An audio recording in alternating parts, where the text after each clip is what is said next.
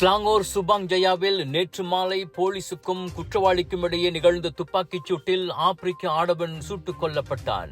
அவன் நீண்ட காலமாக தேடப்பட்டு வந்த வெளிநாட்டு கொள்ளை கும்பலைச் சேர்ந்தவன் என போலீஸ் கூறியது. ஹியூண்டாய் மேட்ரிக்ஸ் காரில் வந்தவனை ஜலன் PSG 9/1 சாலையில் புக்கிட் அமன் போலீஸ் நிறுத்தச் சொன்ன போது போலீஸை நோக்கி அவன் 5 முறை துப்பாக்கியால் சுட்டான். அவன் சுட்டதில் 2 தோட்டாக்கள் போலீஸ் காரில் பட்டன.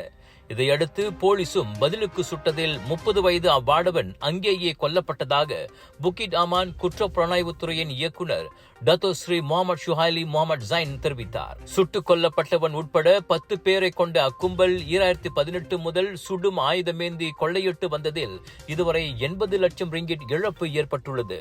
தங்க நகைகள் விற்பனை, அந்நிய நாணய மாற்று சேவை மற்றும் முதலீடுகள் என்ற போர்வையில் சமூக ஊடகங்கள் வாயிலாக பலரிடம் அறிமுகங்களை ஏற்படுத்திக் கொண்டு நேரில் வரவழைத்து அவர்களை கொள்ளையிடுவதே இக்கும்பலின் பாணியாகும். இந்நிலையில் கோலாலம்பூர் மற்றும் ஸ்லாங்கூரில் இருப்பதாக நம்பப்படும் இவனது எஞ்சிய சகாக்களுக்கு எதிராக தேடுதல் வேட்டை தீவிரப்படுத்தப்பட்டுள்ளது.